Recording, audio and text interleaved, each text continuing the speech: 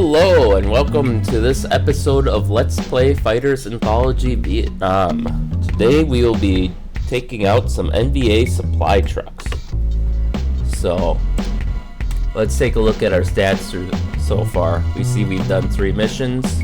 Our landing rate's a little poor on average, but we'll hopefully get that up now that we're getting better at landings. We've nabbed 6 fighters to our wingman's 1 and 1 structure, the bridge. A surprisingly high hit rate for our missiles, all things considered. And of course all of our bombs hit, and a pretty high hit rate for our cannon too. I think 33% is normally pretty high. And looks like someone shot at us at some point, but they missed, so let's continue. Armed Recon, USS Kitty Hawk, CVA 63, date May 12th, local time 1200 hours, weather cloud cover. Situation: following tactics employed since the beginning of the conflict, US fighters often flew patrols over the principal North NBN roads and highways, searching for vehicles supplying the communist offensive. I wonder what they mean by NBN. NVA is North Vietnamese Army, so in the last mission when they referred to NVN, I thought it was North Vietnamese Navy, but I guess they mean something else maybe in this context? I'll have to look that up.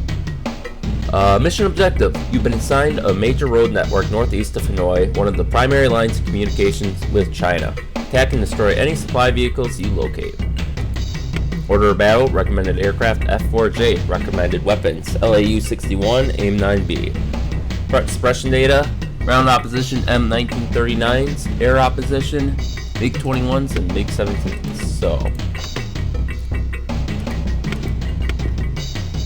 here's the route. Looks like there's some A6s and other F4s in the air. We'll have AWAC support, and there's Haiphong. So north of Hanoi. So Hanoi is probably down here-ish. I don't know. But anyways, that's what we're attacking their supply lines into China. So we'll take the suggested rockets, rocket pods.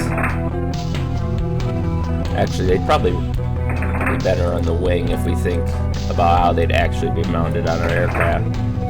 I don't know if we'll actually use some. Personally, I find it's a lot easier to, our first carrier takeoff.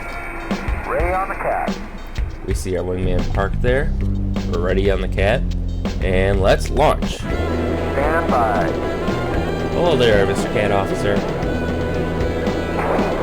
Cat 1. And we are off. Airborne. Gear up. Ease back a little bit on the throttle.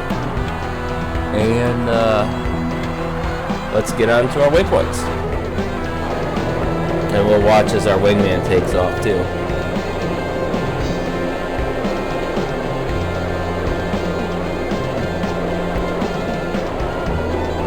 There he goes.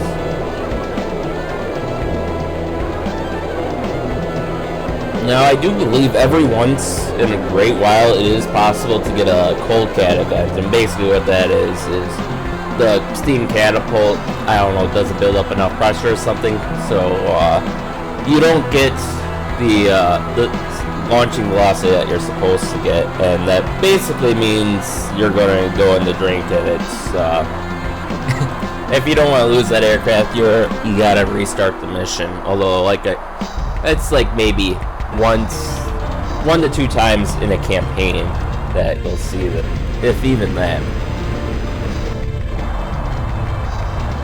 Okay, so today let's actually talk about the rocket pods. So one of the most common rockets used by the Air Force, for sure the Navy. I'm not sure if the Air Force used them. I think they did, but so the Navy used what were called Zuni rockets, and those were actually responsible for a couple of fires on aircraft carriers.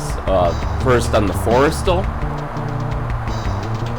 where what happened was these rocket pods would go off unintentionally and they would hit, you know, ammunition, fuel, other aircraft that were loaded up, and just start these massive fires.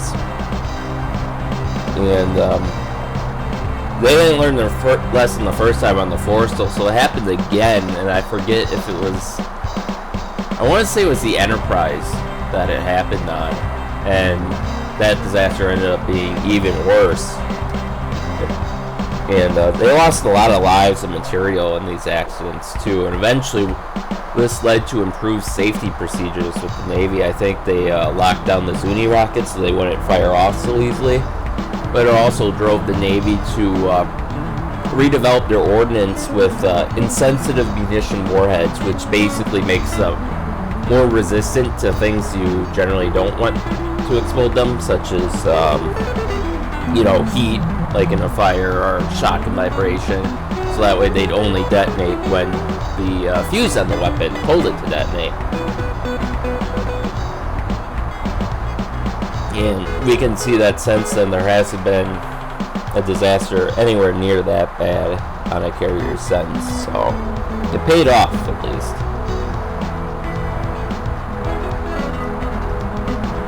And do we have an IR? Nope, we have no IRC. That would generally be preferred for this kind of thing, but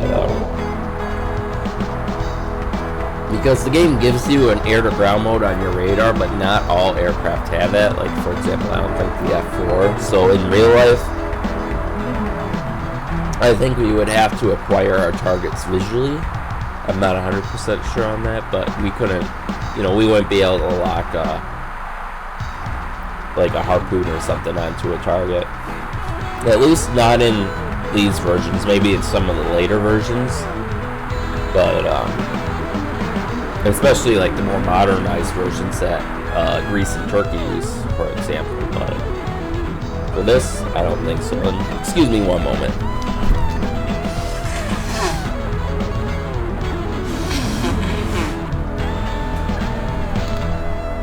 That's better. Let's see. So what else can we talk about while we're on our way to the target? So I guess we should probably talk about some of the AAA, which I believe was one of the biggest leading causes, if not the leading cause, for the loss of U.S. aircraft during the Vietnam War is AAA. At the time, surface-to-air, at least in the 60s, surface-to-air missile systems were relatively new. At least they were getting pinged by a SAM site there. So they thought the SA-2 missile system that we see a lot here was the big threat. And as it turns out, it wasn't such a big threat. It had pretty poor accuracy, all things considered, and it could be fooled pretty easily too. If you made a box with an opening at the center and your aircraft were flying close enough together, the SA-2 would see that as a single large aircraft, and the missile would aim from the center of the box, and then all their missiles would just pass harmlessly through the center. But what this ended up doing was the Navy adopted a doctrine of flying low to avoid SAMs, because SAMs, missiles, scary. And that drove them right into the small arms fire of the various AAA systems. Now in this game we mostly see the M1939, I think it was, it said in the briefing model. That's going to be the most common one, and that's I want to say that's like 2 or 4 37mm cannons. I think it's got some versions I think have radar guidance. I think others might be optical only. We also see systems like the KS-19 and the KS-17, I want to say, and one of those is somewhere in like the 70 to 90mm range. And one's 122 millimeters, I think. And what we'll see with that, and we might even see it on this mission, is those they have a slow rate of fire, but they make a nice big boom. So in some of our missions, we'll see flak clouds exploding around our aircraft as we traverse through zones protected by those AAA systems. And they generally aren't too accurate in this game, at least. I do believe they had radar guidance, during the war, but I could be mistaken on that. And when I say that, I don't mean like the projectiles are radar guided. I only mean that the radar computes like a firing solution and tells you where to aim. Much like our pip thing here, you know, that tells you where you gotta steer that onto your target to hit it, and that's the radar and the computer telling us where to aim. But if one of those do happen to hit us by chance, it will pretty much one-shot us, because they're big rounds, they're devastating, they'll shred us to bits. So we generally don't have to worry about it, but we kind of do. But there's really not much you can do. I mean, you could try to fly a little erratically, but generally you can fly straight and they won't touch you. 273, descend to Angel 18. So now we're coming up on the target. We see the same steer acquiring us. High dog runway.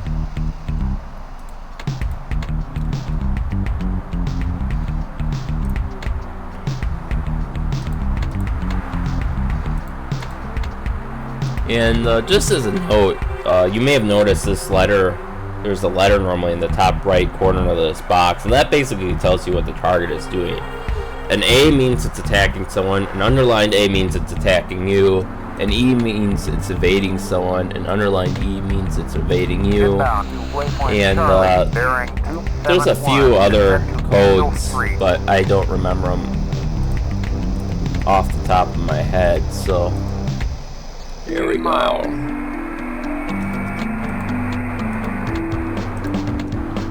So we can see our targets.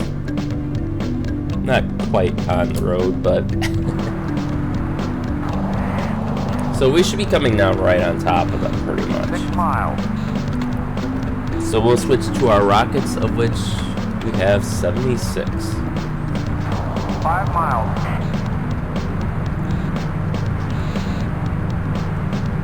4 miles.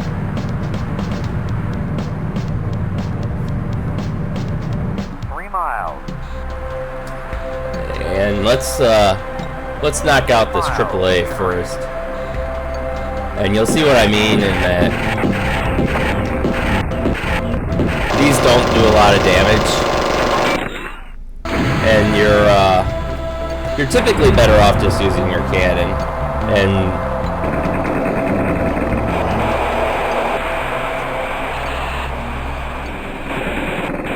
we managed to take him by surprise.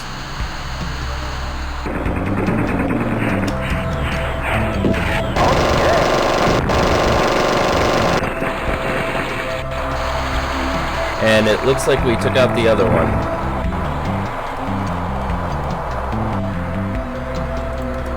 So now that'll leave us with the trucks.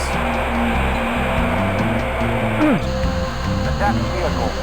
And we'll tell our wingman to attack vehicles. He can go nuts too.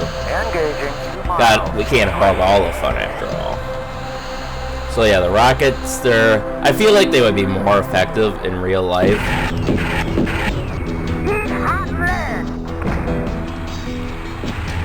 Because you see how our gun just insta-kills these guys. Whereas, you know, hitting them with the rocket does like 25% damage. So granted, our gun doesn't insta-kill, but with the rate of fire, you know, it only takes like 10 shots to kill them. And certainly you saw what the rockets could do in the opening video. So let's take out the rear of their convoy. Bullseye! Bullseye!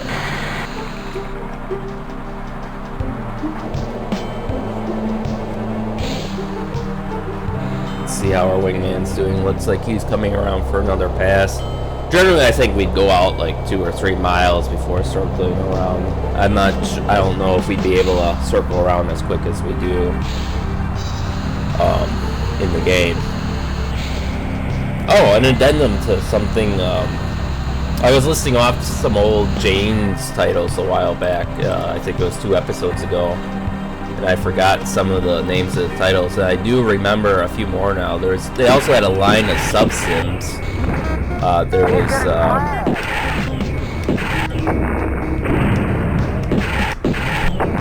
There was Subcommand, or actually it started out with 688I Hunter Killer, which was just a improved Los Angeles class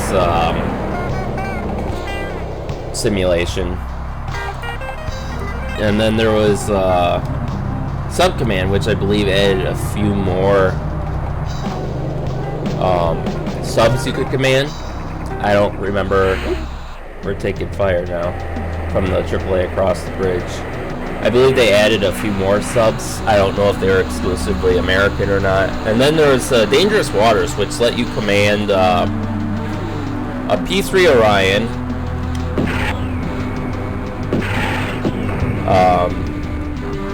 a SH-60 Seahawk. You could also command an Oliver Hazard class frigate, and as well as a variety of, I believe, both American, Russian, and Chinese subs. But the Russians you could take in a Kula or a Kilo, and then the Chinese, I believe, only let you use their Kilo knockoff, or the ones they actually ordered from Russia. So let's take out the rest of this AAA.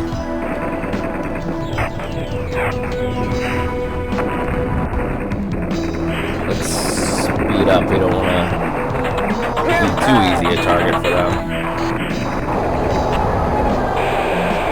We haven't taken a hit so far, but what you will see in these games, in order to make it hard, is all of our opponents, you can tell their skill by the number of dots here. 0 basically means they're a novice, 1 means they're average, 2 means they're experienced, 3 means they're ace. And we see the gun crews on these guys are only average. But, I mean, if we try to pull this stuff late in the campaign where we just come at them head on, they'll tear us to shreds.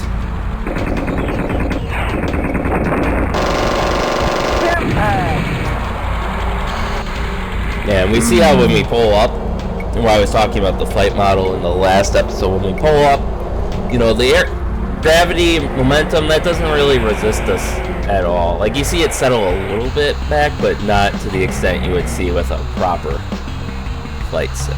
So, here's our convoy of trucks. And we used all rockets, so we'll just gun them all down now.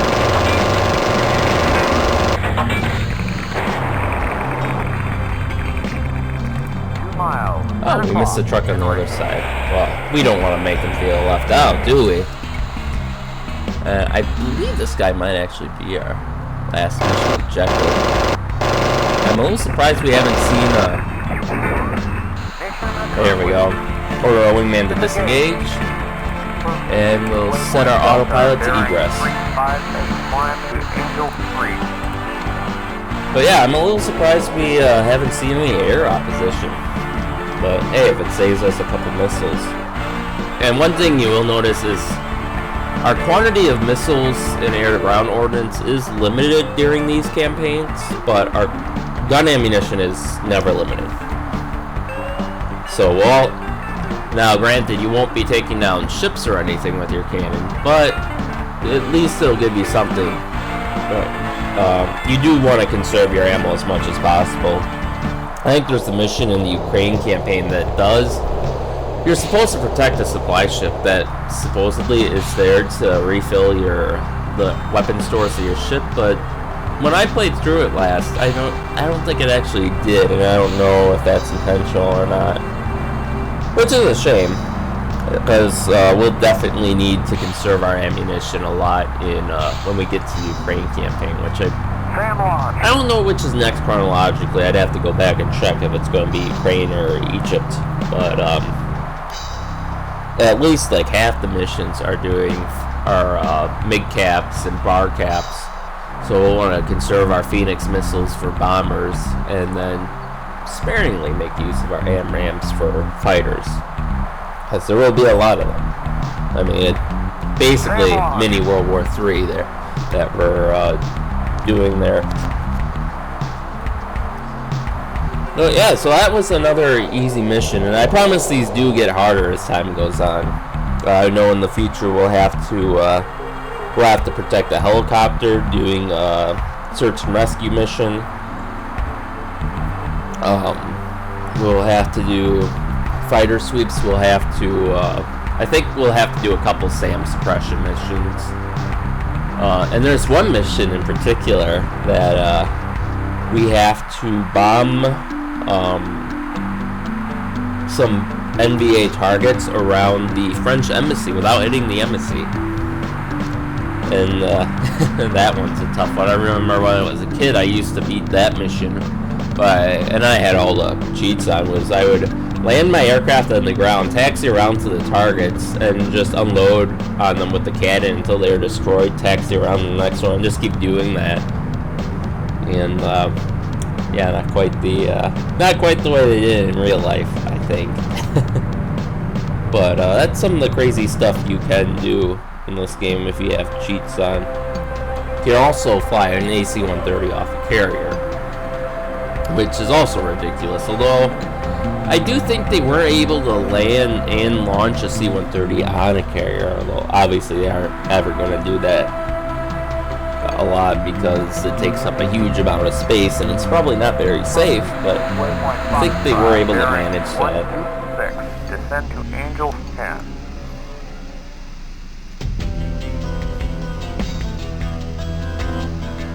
But yeah, this campaign does get a lot more challenging. We'll start seeing missions where we have to go up against like 6-8 bandits, or protect like an allied group of aircraft from like 3 groups of bandits that'll converge on us within a couple of minutes of each other. So we'll have to take targets out quickly and effectively, or as quickly and effectively as possible, given the limits of the technology. Which, again, this game doesn't model the very best. If you're interested in kind of seeing how that stuff can be modeled, I'd highly recommend a game called Command Modern Air Naval Operations. There's 2 databases in the game that let you basically use any platform that ever existed from the 1940s up until today and beyond. And they do a very good job of modeling how things work. For example, in this game, the Phoenix missile is modeled as an active homing weapon, which is true to an extent, but really what it was is it was more of a semi-active weapon for the vast majority of its flight path. And it's only in the last 10 miles or so that the active seeker goes on. Until then, it's got to be controlled by the F-14. And likewise, I don't know how it is for the Phantom, although I think it might be similar to how it was for the Tomcat. But in the Tomcat, the pilot actually didn't control the Phoenix or Sparrow missiles. That was the radar intercept officer, the guy in back, that controlled that. He also controlled the radar, I believe. And the only thing the pilot had control over was the guns and the Sidewinder missiles. So obviously a lot of these flight sims don't model that. They give you everything, and as such they simplify it a bit so you can do everything. I mean, that's the reason why the Phantom and the Tomcat had 2 operators, was because given the technology at the time, it was just too much for one person to handle. And I believe even today, you know, with all the technology and automation that goes into the F-22 and the F-35, I think even then it's still challenging for one person to do everything. That's why you see, like, the Super Hornet has both 1 and 2 person variants, and I know the Growler has had some issues because they use the F-model Hornet as a base, and there's been complaints that the workload has been too much, whereas I believe, like, for the EA-6B Prowler, which is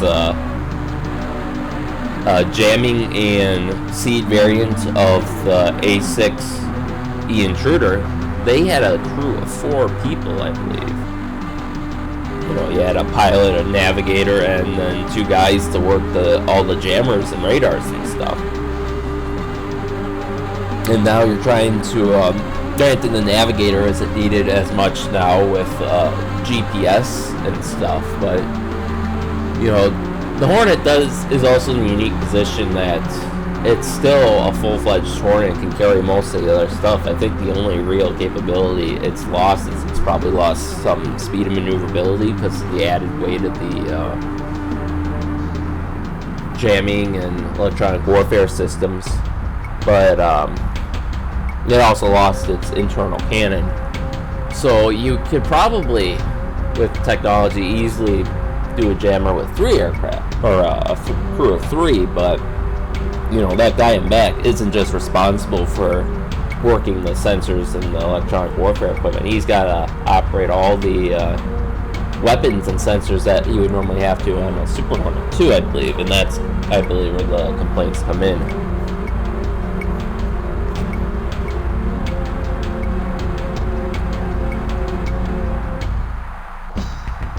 And we're almost back to our ship. Let's try our way in. Nice. Disengage. Should be behind us somewhere. I don't see him. He must be hanging below in the clouds. Let's well, there's the butler doing radar picket duties, and he's behind the Kitty Hawk this time. So we should see the Kitty Hawk soon when we go in for our next waypoint. Inbound to waypoint Golf, bearing 198, descend to Angel 4. There we go. So we'll put our throttle at 50% for starters. We're almost home. We are in the recovery zone, which we will try very hard not to use because it's kind of cheap. Switch to navigation mode.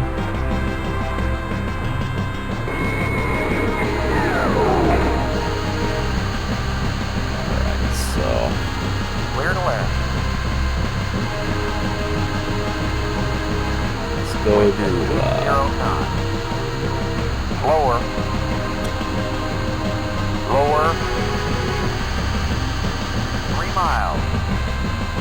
lead off some speed. Lower. Lower. Lower. Let's try to line up in the center here. Higher. Higher. Lower.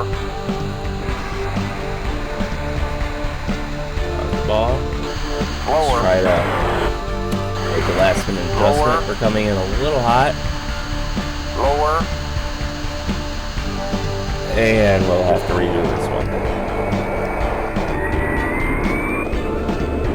And I don't know why our wheel is calling out feet dry because we aren't overlaying, but yeah, it's a mystery for another day.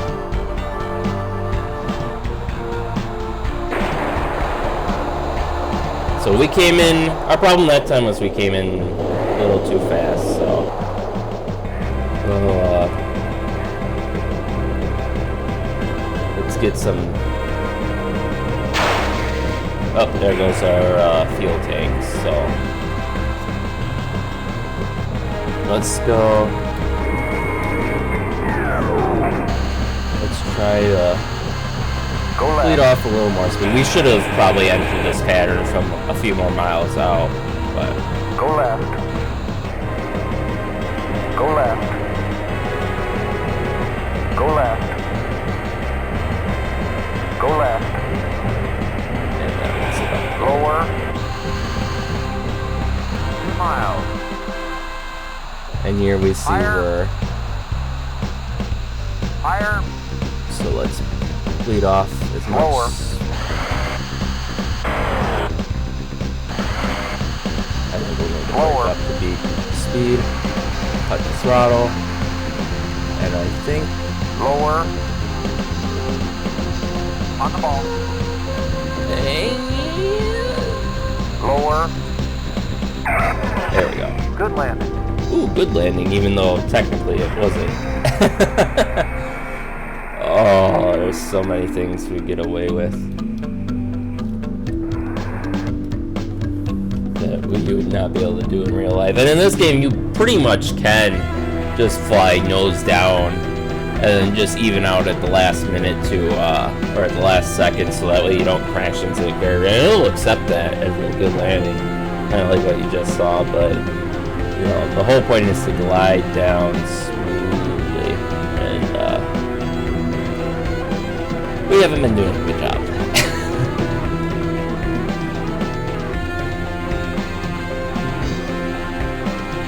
So here we can see we barely fit on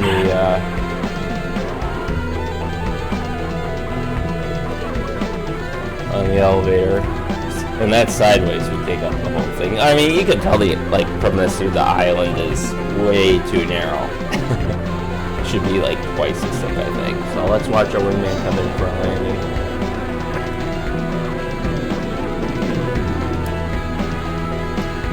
He always gets so close. And there we have it. There's we successfully interdicted supplies along the along one of their main highways to China. Oops. No, we do not want to exit the windows because we want to get credit for this mission. Well, there we go. Debrief. USS Kitty Hawk, CBA 63. Date, May 12th. Mission, Arm Recon. Resolution, success.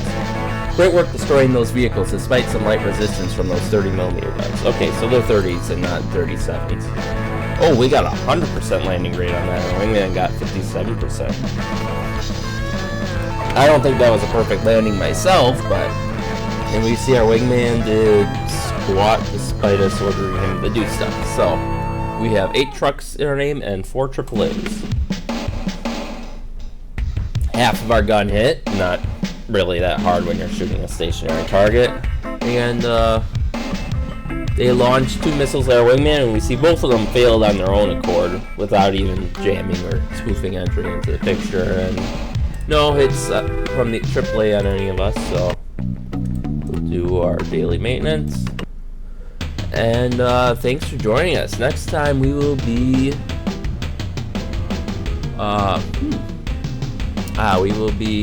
flying MidCap for A6s that are bombing NVA oil facilities. So I'll see you next time.